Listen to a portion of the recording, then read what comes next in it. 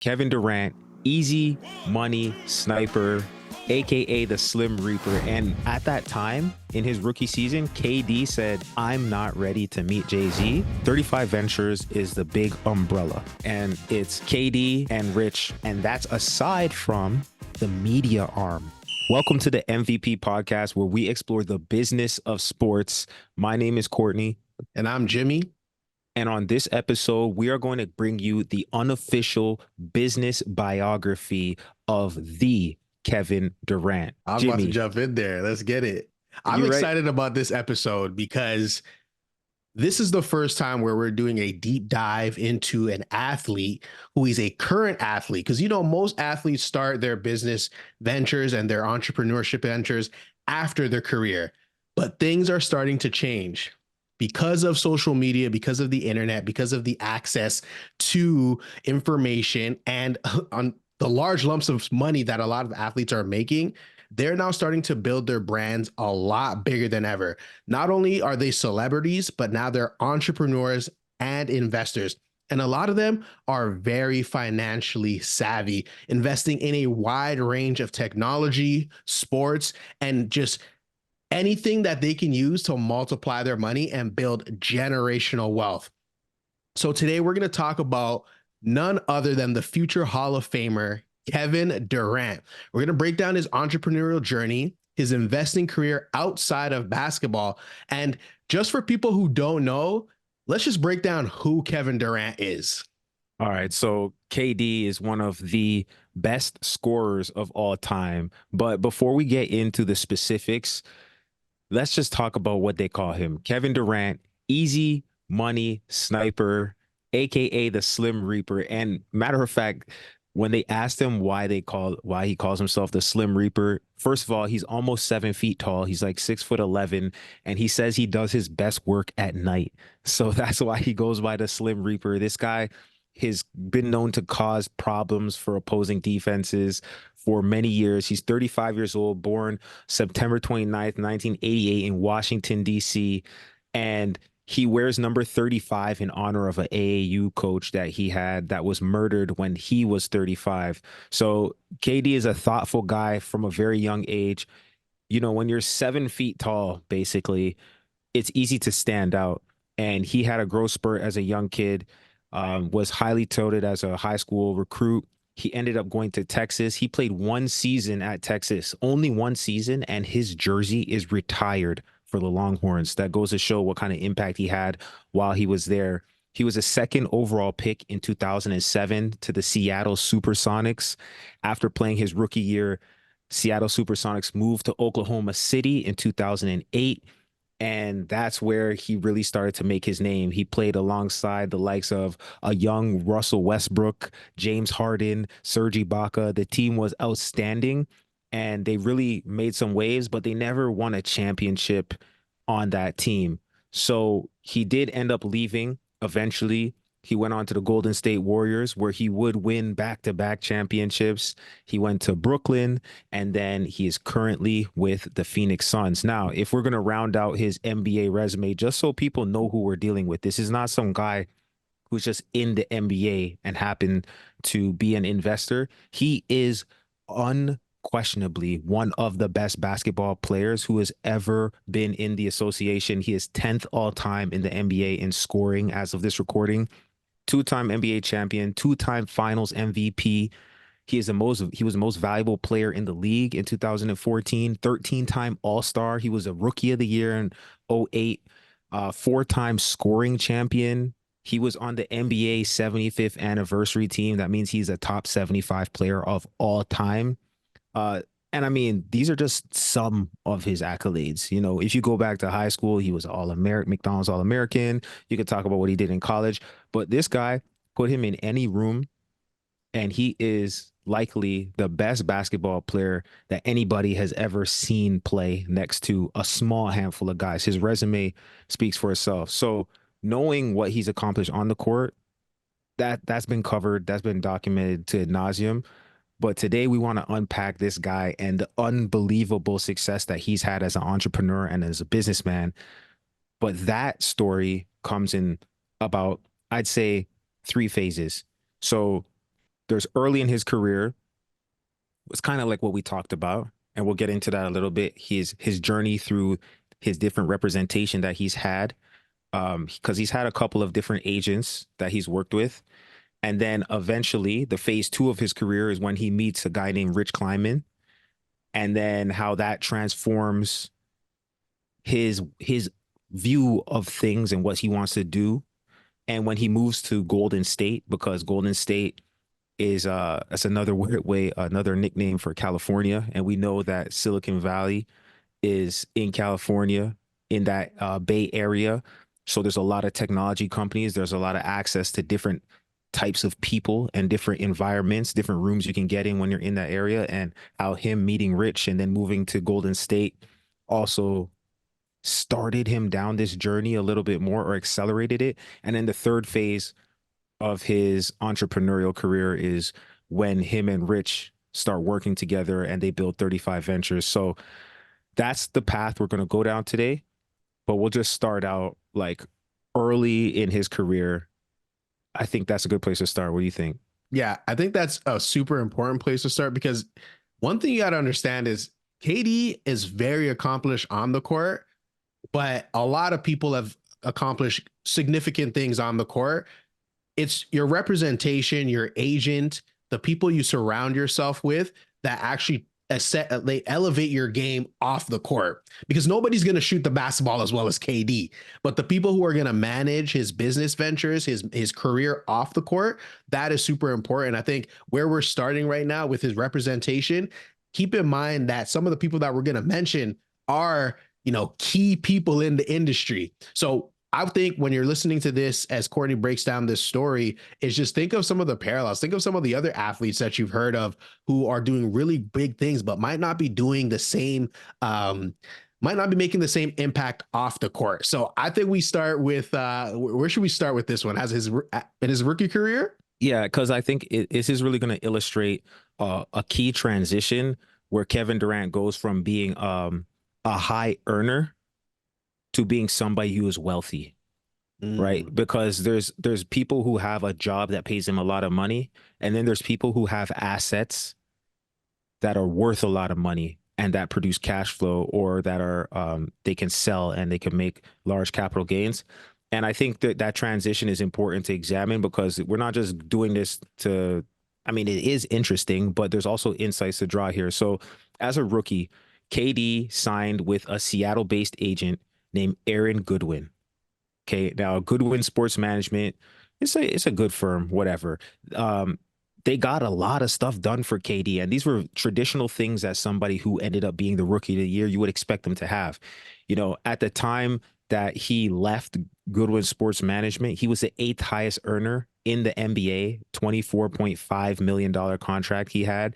He also had a 7-year, $60 million endorsement deal with Nike, and his other sponsorships included Gatorade, Sprint, Degree Men, Skull Candy, Panini America. So huge brand names that he was an ambassador for.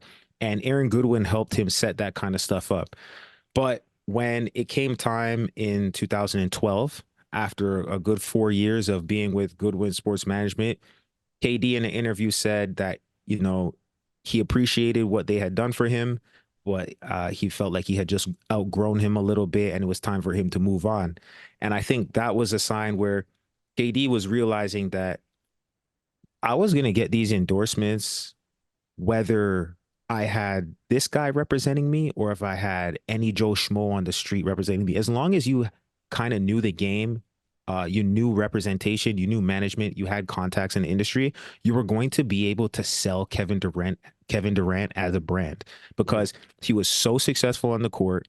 But knowing that his potential was higher than that, he wanted to go to somewhere where he was going to capitalize on his potential. Potential is such a dangerous word.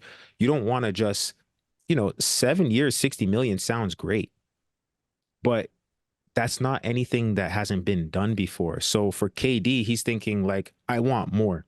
So in 2012, KD signs with a guy named Rob Pelinka, and he had an agency that's called Landmark Sports. Now, Rob Pelinka was famous because he previously had managed Kobe Bryant. Mm-hmm. And Kobe Bean Bryant is top three basketball players of all time, no matter who you ask, if they like him or not. So KD was looking for somebody who knew what to do with a little bit more star power. Now, for what it's worth, that relationship only lasted for 1 year. And there's no real reason documented publicly that says why or why not. But it might trickle down to a run in that KD had back in 2008. Okay. So if we rewind back to his rookie season, KD, who grew up in Washington, D.C., was friends with another guy, a rap artist named Wale. Okay. Mm. Wale was signed to Roc Nation, and he had a manager named Rich Kleiman. Now, Rich Kleiman was also manager for Meek Mill. He was a manager for other people as well. But through that relationship with Wale, Rich was able who he's a basketball fan. It's not like he didn't know who Kevin Durant was. He had been watching his college career, and he knew that KD was going to this Jay-Z concert, so he had Wale set them up with a meeting. So not like a official meeting, but set them up to meet each other type of thing. And so Rich and KD initially met at a Jay-Z concert in 2008. And at that time, Rich Kleiman was a VP at Roc Nation. So he was a pretty senior guy. He had been managing artists.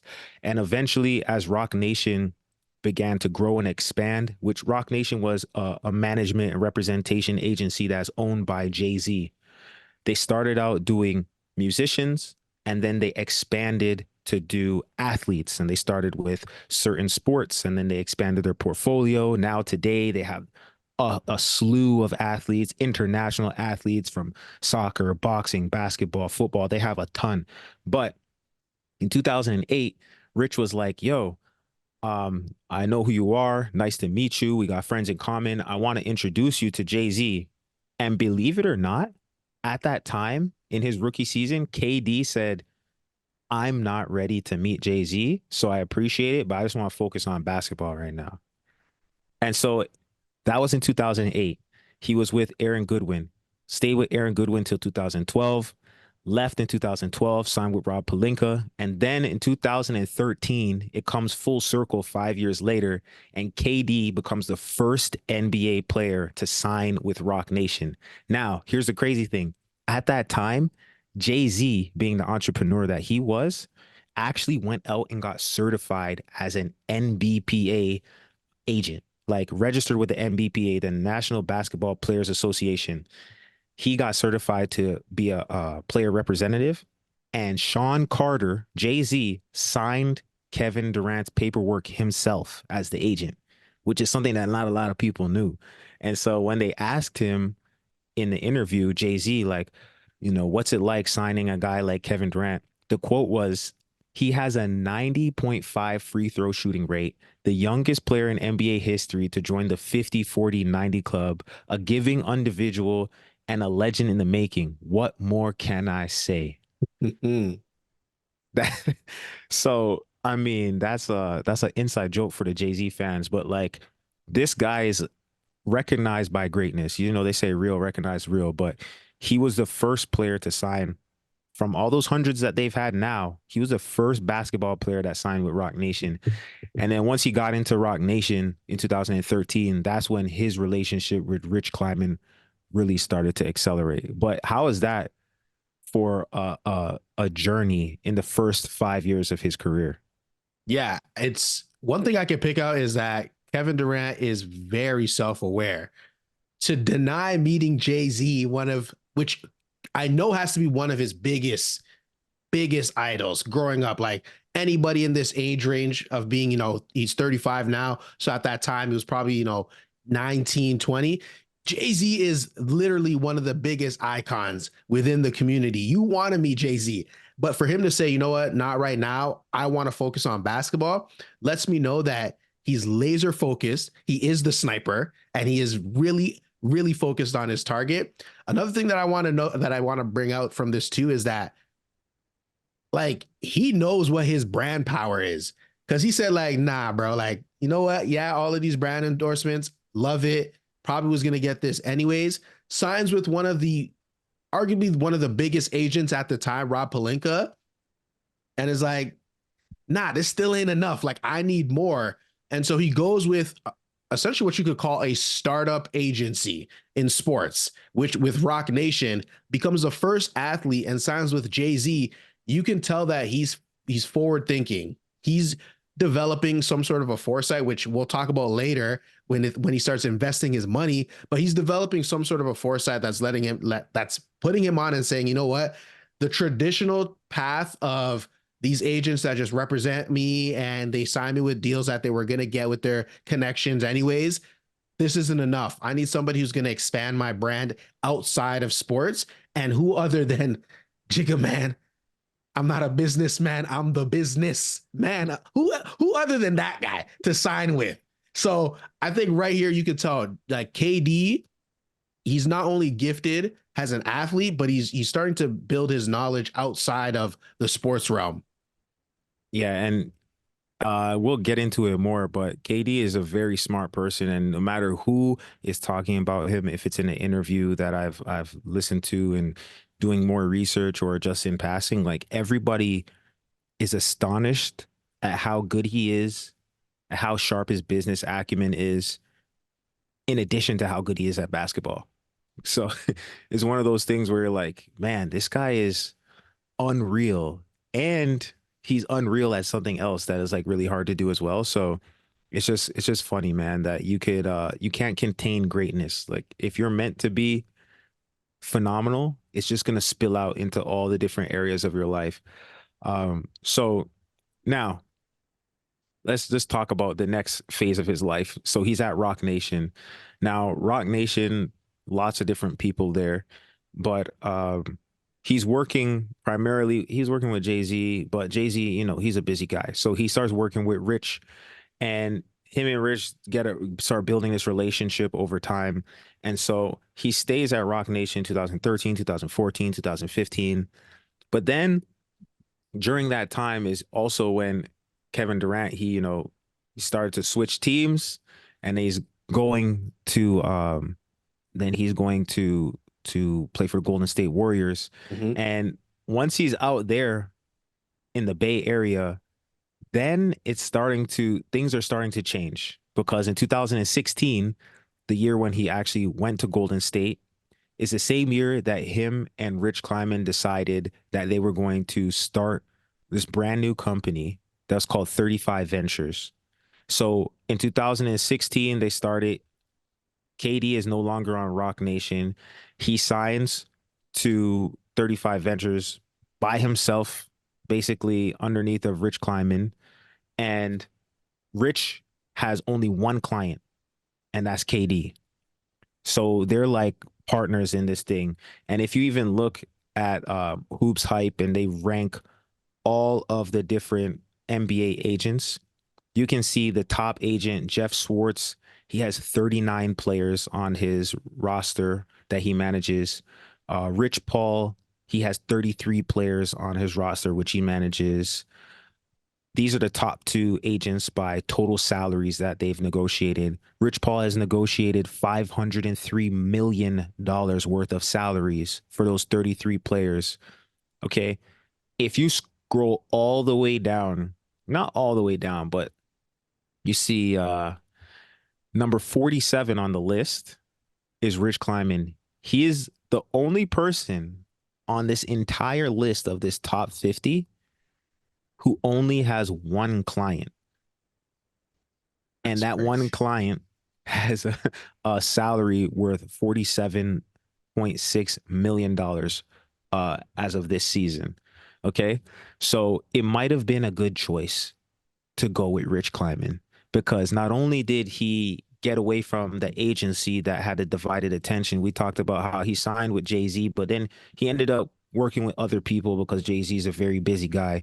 He went somewhere where it was him and his partner, and they could really spend a lot of time focused on how do we build Kevin Durant's brand to the highest that could be. So if you go back to the original part of the path, he had a guy who was kind of, he was getting him great deals, but his initial feeling was, how could we do more? and then he ends up scratching his own itch and starting up 35V, 35 Ventures, and that becomes one of the best decisions he makes on the court because now his salary is up there with the highest in the NBA. Yeah. And 35 Ventures becomes a lot more than just an agency. It's a multifaceted sports and media and entertainment company. And Yeah. so And it's the holding company for many other companies that KD would go on to start. I think this is a good time to talk a little bit about Rich Kleiman, because although this episode is not about him, we could do an episode about him. But I think it's important to understand that Rich Kleiman was an entrepreneur at heart.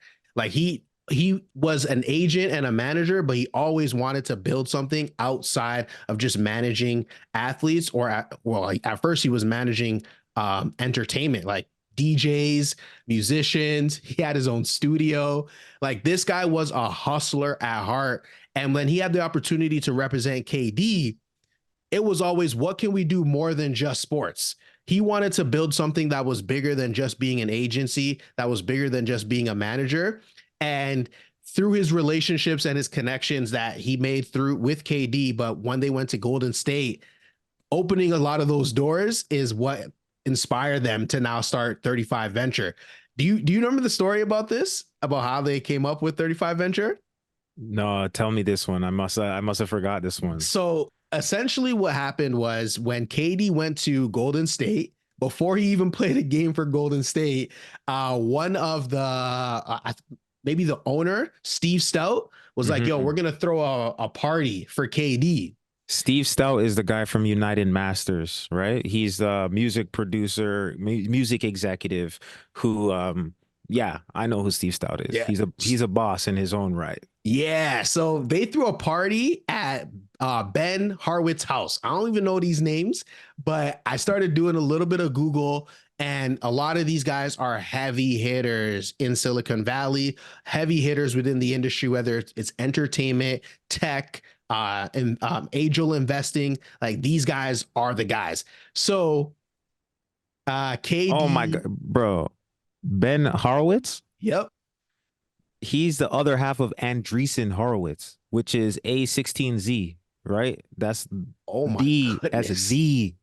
that's the venture capital investment firm, Yeah. period. So yeah, he's like triple O, triple O, triple OG investor in Silicon Valley. But go ahead. So take this in. Take this in.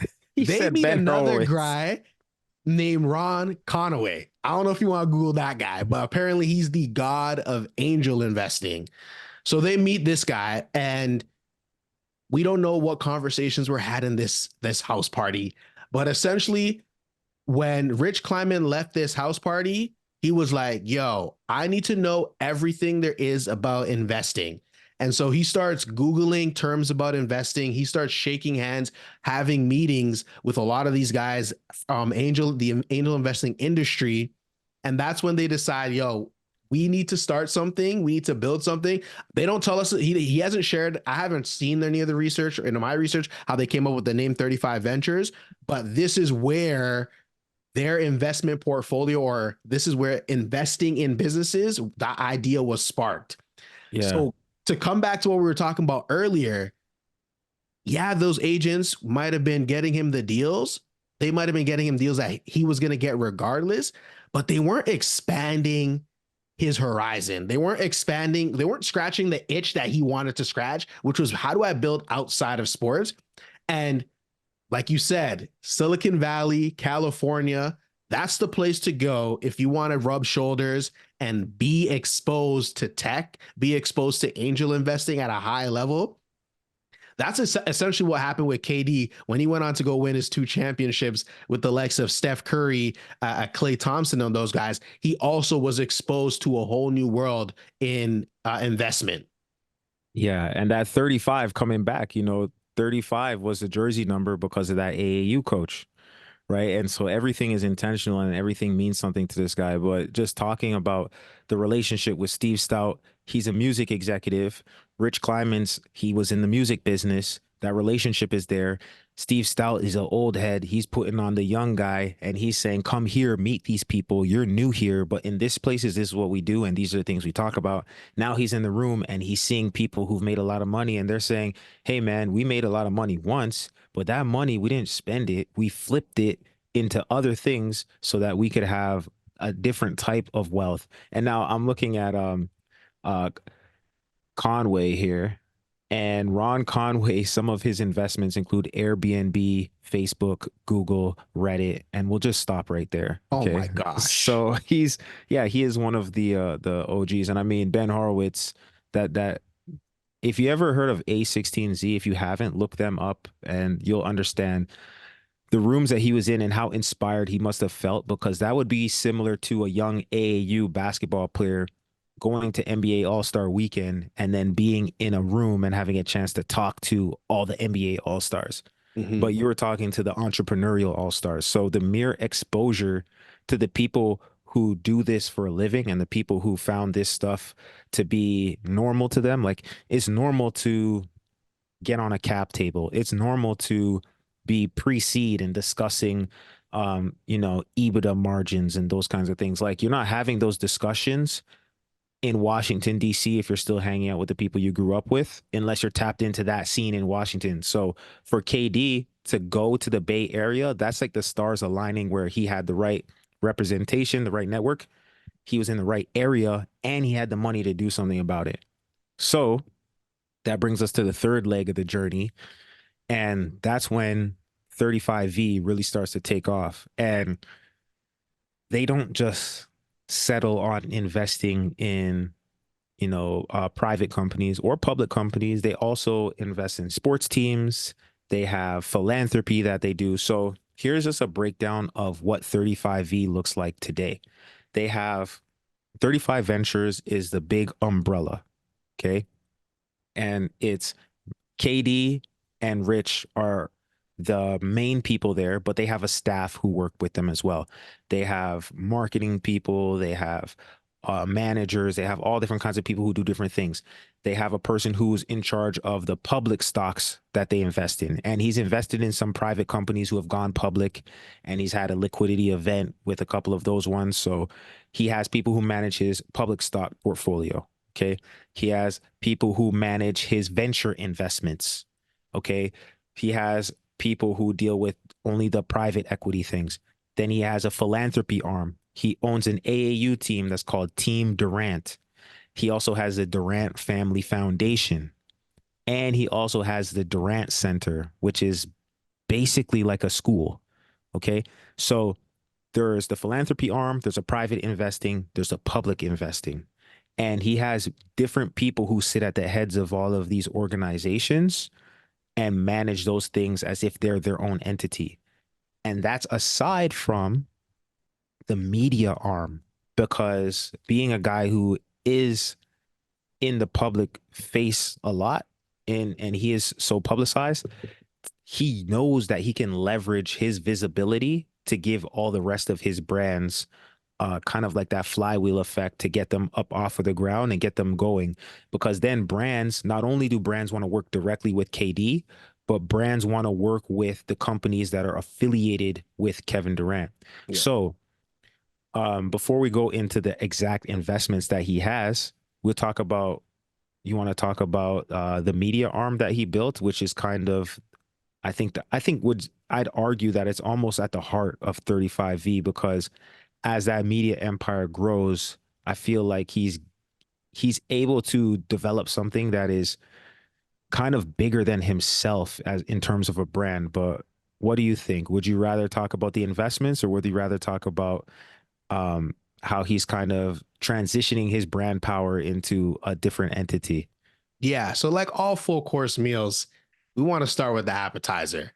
And I think we'll start with the investments first, because these are kind of, looking back, no brainers. Like we'll talk about real quick. One of the first major investments that KD and 35 Ventures invested in was Postmates. If you know Uber, you know what Postmates does. They're a food delivery service. They connect customers with local restaurants and stores. And according to Forbes, KD invested approximately $1 million in 2016. We don't know the exact amount, but Postmates was acquired by Uber in 2020 for $2.65 billion. That's almost a 15x return for 35 Ventures. So if he invested $1 million approximately, they pulled out 15 million once that liquidity event happened. All right, we got Coinbase. Everybody knows Coinbase. If you're here or under a rock in 2020, you know that crypto was going crazy. Coinbase was going crazy at the time. But KD invested in crypto or in Coinbase in 2017 before things went crazy. So he was part of the Series D, and they've had a 20x return on this investment. In 2023, Coinbase was valued at $32 billion. So they have a $32 billion market cap at this point. So if he had liquidated, lots of money. All right. They at one point were valued at $100 billion. That's crazy numbers. That's crazy. So, okay, this is a break a couple things down first. People might think, okay, they're valued at 32 billion. How does that math work out? This is just, so we're all on the same page. If the company is valued at $1.6 billion when he invested his initial money, and then the total size of the company grew to 32 billion, that right there is 20x. So whatever percentage you invested also grows at the same rate. That's how you get the 20x. And to say what is Series D? Usually when a company is started up, they're going to have very, very, very, very, very early investors. That's going to be like their friends and their family that are just going to pitch in like, $10,000, $20,000 here or there to get them up off the ground. Then you're going to have like some angel investors that are people who are going to give you money before you even have a prototype for your product. Then you're going to have the venture investors who are going to start coming in. Okay. So then you're going to have things such as your Series A. The Series A is like, okay, we have a prototype, but we don't necessarily have product market fit, but we have this thing and we think it can do this because the market is this size. And then people are like, okay, I'll give you some money. This is going to be risky because we don't even know if the market wants to take your product or not. So investing in Series D is something that people will call probably late stage, right? It's still a private company, but the company is more proven by that point. Like by that point in Series D, they already have customers. They already have product market fit. They already have proof of concept, but they are not public at that point. So they're raising more money because maybe they have to grow and they're reinvesting more capital than they actually have. So they go to outside investors and say, this thing works. We just need to get it to the masses. So give us some more money. So he invested in Coinbase in 2017. They were raising 100 million at a $1.6 billion valuation. So he invested and he got that 20x. Now, Jimmy, I think you did some research on what was the check size that 35V typically makes when they invest. Do you remember those numbers? So they're going to invest anywhere from $500,000 to $1 million on most of their initial investments, but there have been some where they've invested way more than that. But typically they're going to invest about $1 million. Sometimes it could be 250,000. It really depends, but they've had some check sizes that have gone up to $300 million. So you can 3 million. Sorry, did I say 300 million? Imagine. They might as well buy the whole company. They might as well just buy the whole company at that point. But they've had checks that go up to $3 million. And if you want to fact check me, you can go to Yahoo Sports on that one. And I'm just going to spitball quickly a couple of other investments that they've done. Skydio, which is a drone company that right now is working on autonomous flying machines. Whoop, which is a wearable fitness tracker. Weed Maps, which is an e-commerce platform for cannabis consumption. NBA Top Shot, which is an NFT company that sells video highlights. They've invested in Major League Pickleball. So we'll talk a little bit about some of the sports investments that KD has made. Acorns, which is a investment platform. JetSmarter, Robinhood. So these are just a handful of investments that 35 Ventures has invested in, but they hold positions or have invested in at least 80 plus companies. So these are just some of the ones that we could pull out that were major names that we could talk about on this podcast episode today. Now, I think we got to jump into the media part because like you said earlier, this is, I would say, the central figure of what 35 Ventures does. Now, when I was listening to a couple of podcast episodes from Rich Kleiman and doing a little bit of research, They actually have two media arms. There's the media arm that's underneath 35 Ventures, and they create content like documentaries. They create content like sports shows. These are some things that you'll be able to find on like Netflix. You'll be able to find on, Amazon Prime. But then they have Boardroom.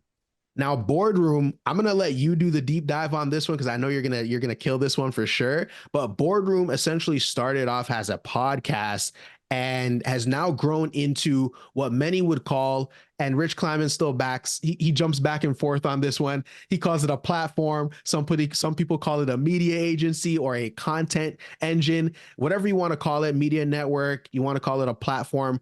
What these guys are doing at Boardroom is absolutely phenomenal. So, Courtney, do you want to take us into this deep dive on Boardroom? Yeah. So in 2019, 35 Ventures launched Boardroom, and it was intended initially to be a 6 episode video series that was on ESPN Plus, which was their OTA streaming platform for ESPN. Um, and or OTT, not OTA, OTT, over the top, like on demand. You could go online and check out ESPN Plus, whatever. It's like not on cable.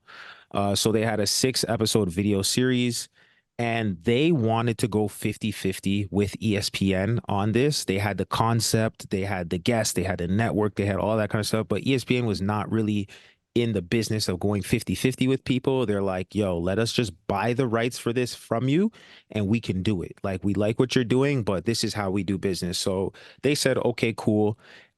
They started a podcast that was really about how basketball brought them, meaning KD and Rich, how basketball brought them to Silicon Valley. And it was a platform that they created to tell the story of the non-traditional path that Rich and KD took to get into entrepreneurship and investing. And that was something similar to like the barbershop that LeBron James and Maverick Carter have, and similar to how LeBron James has a production company. Like they're kind of born out of the same thing. They wanted to appeal to the same person who was going into the store and buying KD's shoes, the same person who was buying the ticket to come watch KD play, who was buying the jersey. They wanted to appeal to that same demographic with the entrepreneurial stuff because they saw the impact that going to Silicon Valley and being in those rooms with the Ben Horowitz and the Ron Conways, how that impacted them, how it inspired them, how it put them on a whole different track on life, a different path. So they wanted to start conversations about those kinds of things, about business, and make a podcast about it. So the guests that they had on there were crazy. It was like LeBron James, Maverick Carter, Andre Iguodala, who is just elected to be the president of the NBA Players Association, who is also a phenomenal investor himself. Jack Dorsey, who is the founder of Twitter and of Square. CJ McCollum, who also has over 40 investments himself. Brianna Stewart, one of the greatest in the WNBA. All very savvy business people who are in the sports world. And this was hosted by Rich Kleiman and Jay Williams, who, if people know, Jay Williams played in the NBA. Now he's an analyst and he's very involved. So these are sports people talking about business. It was very successful, but after it really got rolling, it went from being a podcast called Boardroom to being a media network that really sits at the intersection of sports, entertainment, business, and culture. That's how they describe it today. So as of right now, the Boardroom has newsletters, a website, podcasts, social media properties, and they do video series. They also do live conferences, right? And the way that they use this is that you can, same way how people sponsor a podcast, same way how people do, sponsored posts or series on through their social channels. They go to brands and they work with brands, and the brands will say, okay, yes, I want to, the same way how he had a 7-year, $60 million deal when he was with Aaron Goodwin for Nike. They said they wanted to work with KD. Now brands can say, I want to work with KD directly. I want to work with Boardroom directly, or I want to do a little bit of both.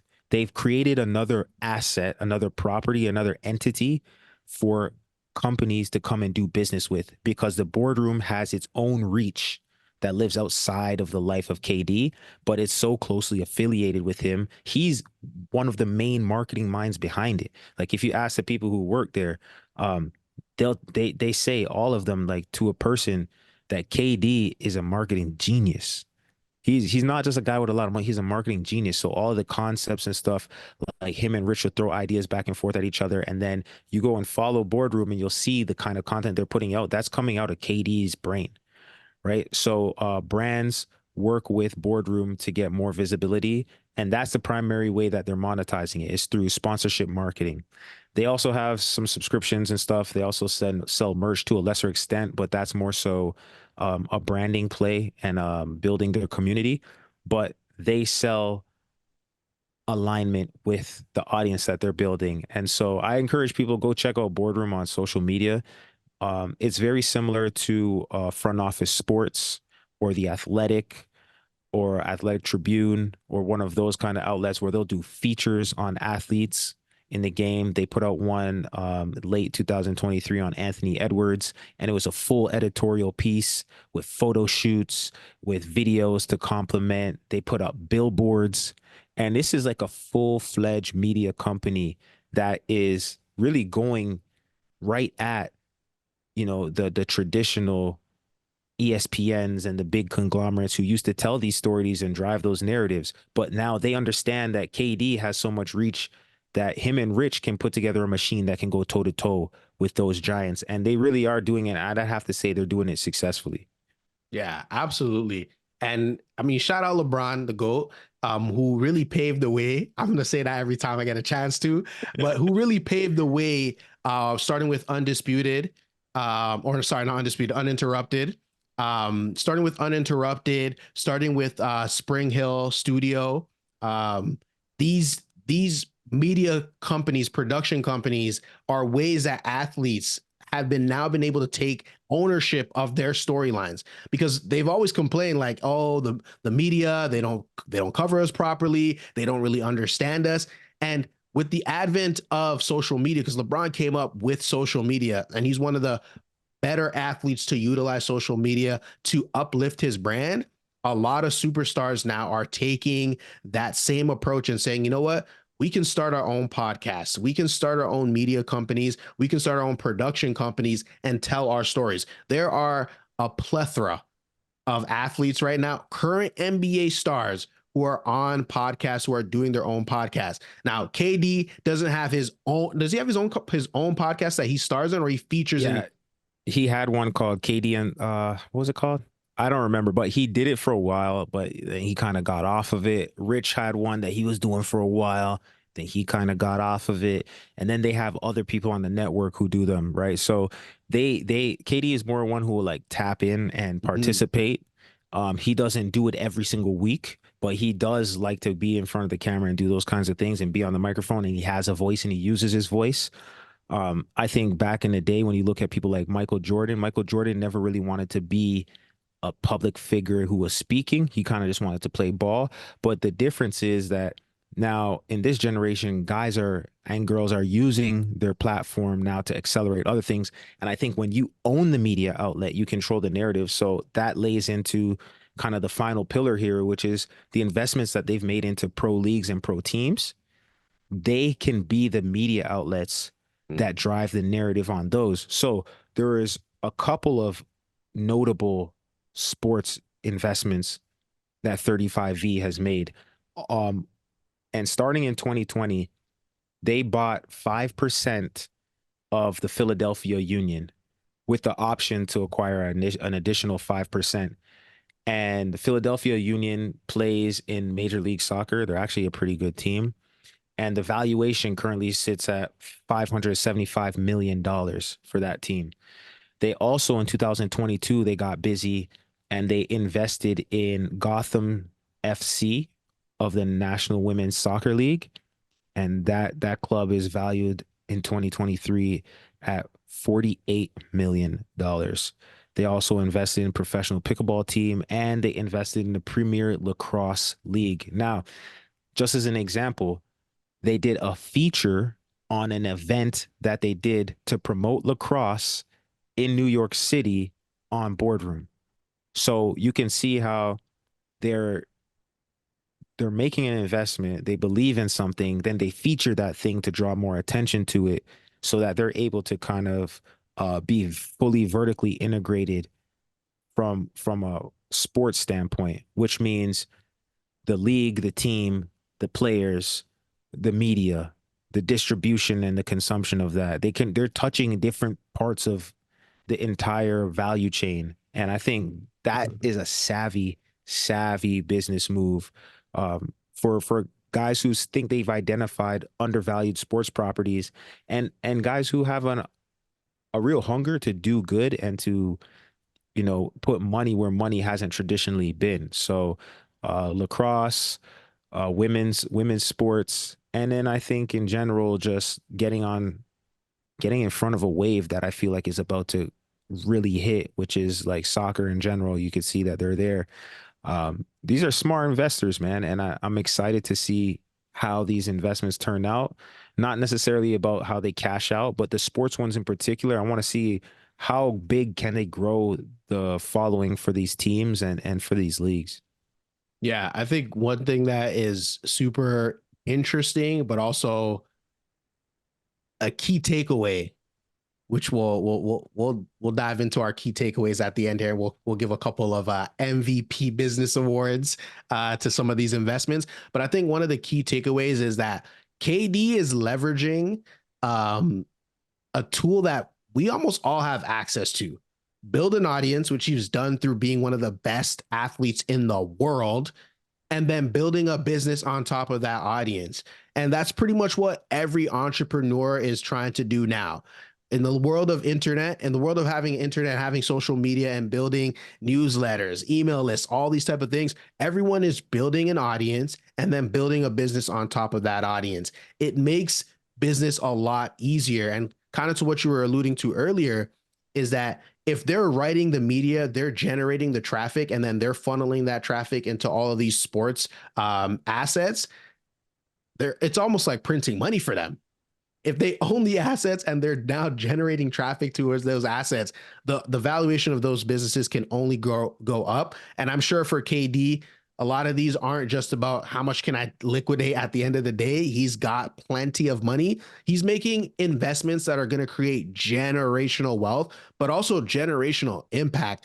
Like he's invested a lot in fintech, like significant amounts in fintech that I was like, yo, I didn't even know that app was like a thing, but he's invested in those areas because you could tell that he's very, very passionate about educating people, but he's also very passionate about creating generational impact and creating generational wealth. So guys like KD, and I hope to do more of these and look at, LeBron James, look at Andre Iguodala, because there are guys who are not on the level of KD and LeBron in terms of accolades in the sports world, in terms of like basketball accolades or soccer or football, but they're making huge waves on the business front line. So very excited to look into more of these. Let's go into our business awards, our MVP business awards, where we just share a couple of thoughts that we had on some of these investments. We're going to do 3 of them. Rising Star, which is an investment that has high potential. We're also going to give away an all-star one, which is kind of like the Dennis Rodman Award. It's the most interesting business that KD has invested in. And then we're going to do a Hall of Fame investment, which is the best investment. This is the one that kind of puts the athlete in the financial Hall of Fame. So I'll start with the Rising Star. I think the investment that has the highest potential is Boardroom. Mm-hmm. Boardroom, right now, media is king. If you can create content and you can market your content and get it to a wide range of people, you're generating traffic, you're generating an audience, you can build anything on top of that. The fact that KD and Rich Kleiman through Boardroom are developing huge media assets, they can almost do anything they want. I know Rich Kleiman has specifically talked about the fact that anything that's a documentary or anything that's like a sports movie doesn't live under Boardroom. But the reality is, if they write one article piece on Boardroom about any one of their content pieces that they create, that's going to generate a huge amount of traffic. And that's only going to bring in more revenue, more dollars that they can now reinvest into other areas, whether that be sports or future investments once KD's playing time is over. So that's my Rising Star Boardroom. It's hard to argue with that one when you see the power of media, especially when these days people are gravitating towards the on-demand content. They want things that are accessible when they want them, how they want them. And I think Kevin Durant has more than enough money to hold his breath until that gets to the size that he wants and he can focus on it. One thing we didn't mention is that he has a $300 million lifetime deal with Nike, which is 250 million over 10 years and then another 50 million when he retires. They've done 16 shoes up to this point with the 17th on the way. So he doesn't actually need this money. Like he can invest, a little $250,000 check is not going to hurt him and he can put money into all of those things. But I think you can tell by the amount of effort that they're putting into building a boardroom that that really is his focal point. So I wouldn't argue with you there, but I would just kind of go slightly off the beaten path. I'd say Overtime, which is like Boardroom, but it's specifically as a sports media company that focuses on young athletes and fans, and they have an absolutely massive social media following. And I think if they find a way to leverage that and kind of build that underneath the boardroom umbrella and expand over time more, I think there's a lot of potential there. So that would be my highest potential investment would probably be over time. Okay. All right. What's going to be your all-star? Most interesting, the Dennis Rodman Award. I mean, there's just so many things that he's invested in that I think are pretty interesting. Um, but I don't know enough about pickleball or lacrosse. So I would say the one that I'm personally most interested in, and I think I will actually keep up with, is the investment in the NWSL because we talked about it on here before. The fandom is undeniable. There's a lot of people who are very excited about National Women's Soccer League. And I think when the World Cup comes to North America in 26, I think that's going to lead to a lot more fans of the game being created and being ahead of that kind of thing. They just did that new deal with CBS that took them from $1.5 million a year up to $60 million a year. That's going to trickle down to hit the valuations of these franchises. And I mean, Gotham FC was valued at $48 million as of this recording compared to Philadelphia Union, that's 575. So we're talking about right there, that's at least a 10, 12x if those were to get to par. And when we look at NBA franchises or NHL franchises, Toronto Maple Leafs are about, $2.5, $3 billion. NFL franchises are 4, 5, $6 billion.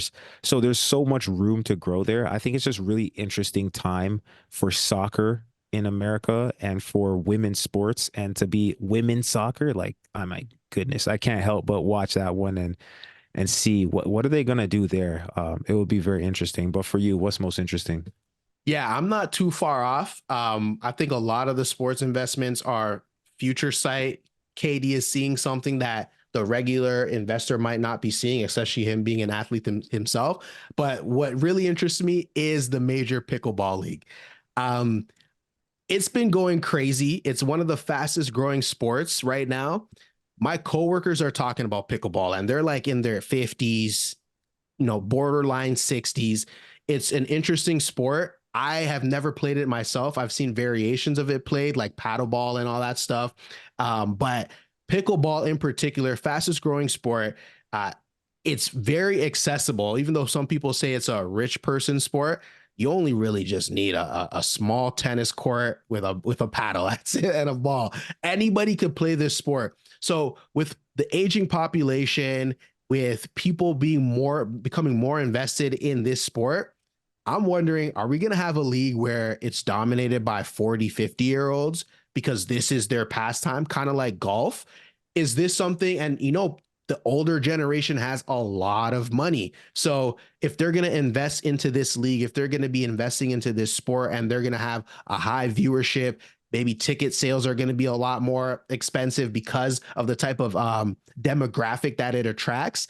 This might be a super interesting investment. So I'm super interested in Major League Pickleball and what they're going to be doing going down the line. I think this is this is an area where I'm like, KD, what are you thinking with this investment? Clearly, he's tapped in with the right people because, I mean, just based on some of the investments that he's made in the past, they have been real big winners. So I know for sure that this has been a well thought out investment.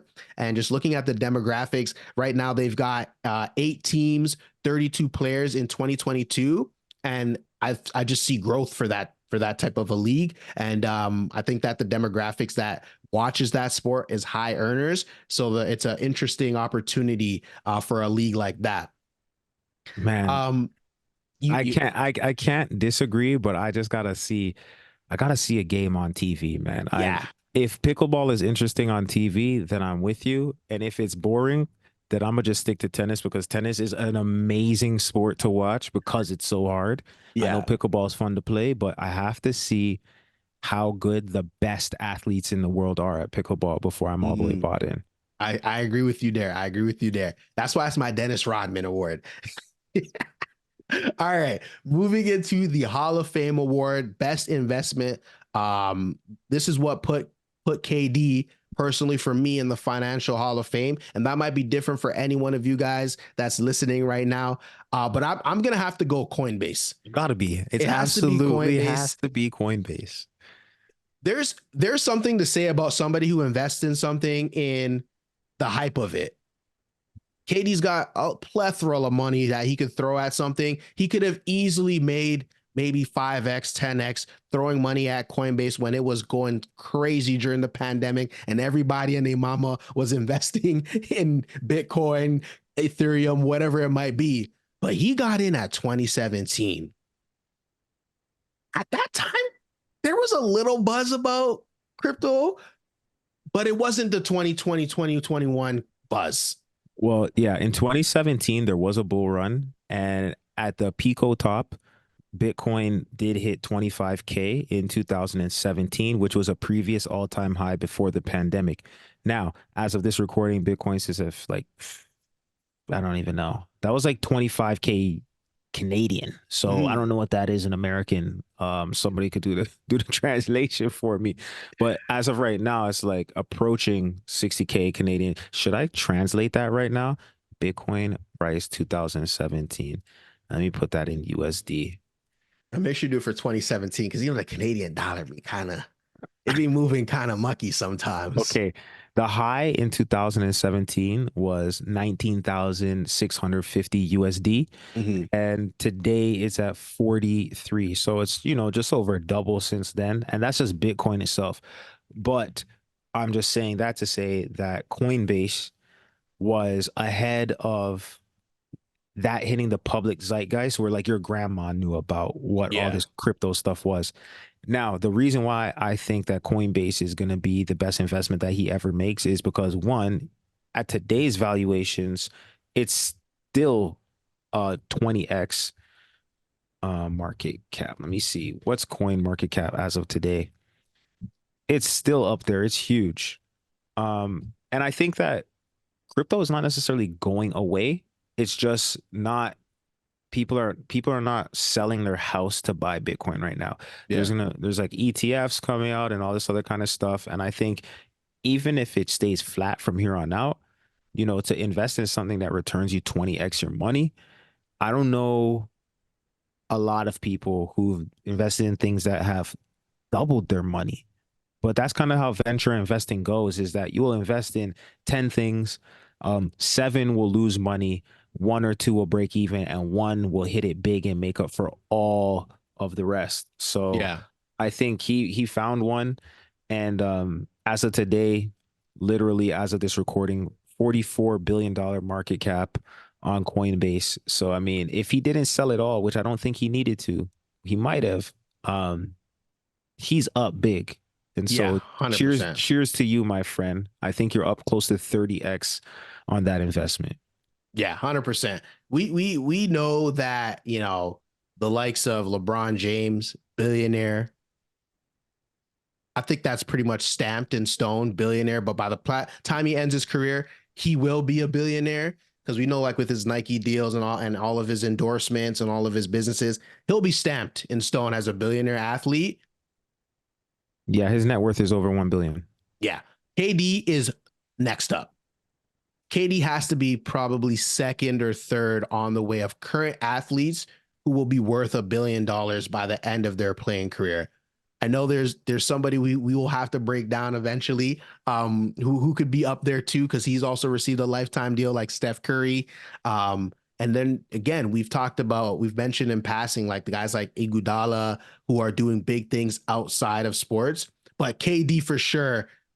When we're talking about sports Hall of Fame, sports investment Hall of Fame, KD's definitely second on that list right now. I would have to say, just based on the outside looking in. Yeah. So the just for the record, all-time earnings leaders, you got Tiger Woods, 1.7 bill, Cristiano Ronaldo, 1.24 bill, LeBron James, 1.16 bill, Leo Messi, 1.15 bill, Roger Federer, 1.09 billion. So, oh, and Floyd Mayweather, 1.08 billion. So that's a heck of a group, and I think KD will be a part of that one day. So looking back on this whole journey, what are your biggest takeaways from this one? What are the lessons that you learned if you had to distill this down and looked at the unofficial business biography of Kevin Durant? I think there's two takeaways. One takeaway is for, the 0.00001% type of guys. Like when you're going to be a phenom, when you're going to be a legend, I think you got to really understand that like you're different. And so you have to put yourself around people who are going to be able to help you make a difference. Because KD, he's a legend and he's been one of the best players doing it for a long time now. But a regular agent wasn't going to help him build what he's building right now. And so he had to get around somebody who wasn't just going to see a legendary basketball player. They were also going to see a legendary entrepreneur in him. So for those 0.0001% guys, I'm talking to guys who are like straight A students, like never get anything less than an A. I'm talking about the people who in sports are like top of the top, like winning awards, and maybe your agent's only getting you basic deals. Like know that you are a legend, but get yourself around somebody who is going to elevate you outside of being a legend within that small sphere. Now, for us Hold on. regular, yeah, No, sorry. I have a hard disagree. I have a hard Oh, disagree. okay. Yeah, I don't think Okay, that hold is. on, hold on. I don't think that's a rule reserved for No, no, you didn't let me finish. 1.0%. You didn't Yeah, let me finish. I you said I got have the. two takeaways. Oh, I okay. have two takeaways. That's So for the go, legend guys. For go. us average guys, I was an average student in school. I know my capabilities when it comes to certain areas. For me now, this is a advice that I would take from learning from KD's journey is I got to get around the legendary guys, the guys that have the mindset that is I'm not settled with being at this place that I'm at right now. So the Rich Kleimans of the world. Rich Kleiman himself said he's not the most smartest guy in the room, but he goes into the room where the smartest guy is and he starts having conversations and asking those questions. When he talked about his journey going to Golden State and being in those rooms with those investors, he was like, I didn't know what EBITDA was. I didn't know what a Series D, Series C, Series B, Series A was. He was learning all of those things from scratch, but he is the guy for KD who is spearheading this journey for him with 35 Ventures. And I think for the average guy, you want to be around people like Rich Kleiman, who's willing to go into a room where he might not be the smartest. And you are also that person willing to go into that room who might not be the smartest, but you're going to ask every question. You're going to try and understand everything there is that you can't understand, because that's what's going to make the difference between the person who is average that puts out average results and the person who is average that puts out exponential results. The difference between those two people are the average guy that puts out exponential results is going to go into a room where they feel like they don't belong, but they're going to put themselves in a situation to glean and learn as much information and knowledge and then put it into practice. And the reason why I have to separate those two is because for those legendary guys, it might be hard to do that sometimes because you're in your own world. You feel like you know everything. You feel like you can accomplish everything, but you still need somebody to kind of help you break out into a different area. But for the average people, sometimes you feel like you don't want to go into those rooms, but those are the best rooms for you to really sharpen out your skills. So those are my two takeaways. Get around the right people, essentially, in a long, winded way of putting that.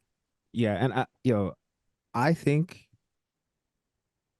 it can all be boiled down to, if the people around you aren't elevating you, then you need to be around different people. And that kind of sums up both of those ones that you're saying, because yeah, if I have an agent, and this was even the rule in the CFL, I'm pretty sure it'd be the same in other leagues. Like, if I had no agent, I'm going to get the league minimum at least. So the agent can only get paid on what they negotiate above minimum for you. And so you got to approach your life that way. If somebody is not adding the value to you, if you could do this all by yourself, then you need to find other people who can help add value to the value you're bringing. That's something that, like, I've heard around just in the organization I'm in, is like add value to value. And so when you go in those rooms, yeah, you're not going to be able to tell them about the ins and outs of venture investing your first time around, but you're going to be able to bring different value to that room. That's a perspective as a young kid from DC who just won Rookie of the Year and played 4 years in Oklahoma City on a franchise that was just starting from the ground up. And you were going through seeing like what that was like in the inaugural season. And you're going into a room with these other guys who've never played sports at a high level. And they're asking you about what's it like to build a team culture? What's it like to lead people through adversity? What's it like? Like, you have to know, first of all, what's your value. Mm. Then you can go in a room and say, like, it's okay for me to not know everything you know, because you don't know everything I know.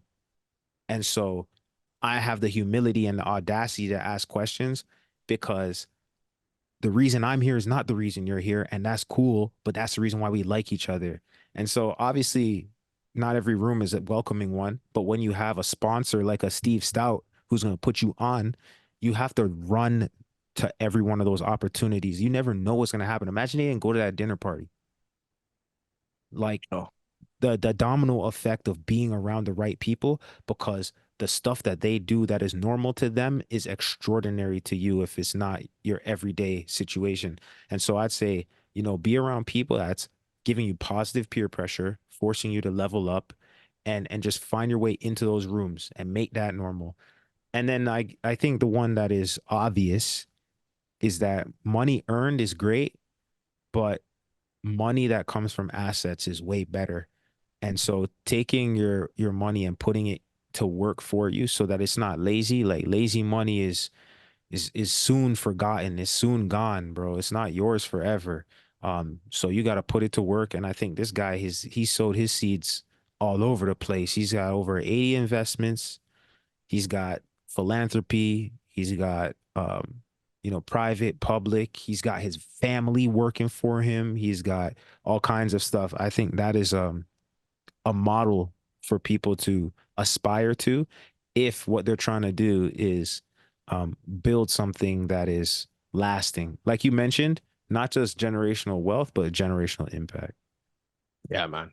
That's great. And that's why I like being around Courtney, because he's so eloquent with Stop how it. he summarizes things and puts things together. That's my guy. That's my guy right there. But yo, this was absolutely amazing. If you guys like this type of a breakdown, hey, subscribe wherever you see a subscribe button, wherever you see a follow button. It's absolutely free. Leave us a review, 5-star preferably, but tell us the truth. If you don't like it, you don't like it. Just let us know. We want to get better every day with each episode. But without further ado, Courtney, do you have any other things you want to share with us? I don't know if there's anything left in the tank, but if KD can do it, we could do like 1/1000th of that. I feel like, if you're great at one thing, just keep the main thing, and eventually that success is going to give you chances to find other success. So just keep going hard. Absolutely. And that's it for us today. We'll see you guys on the next one. Peace.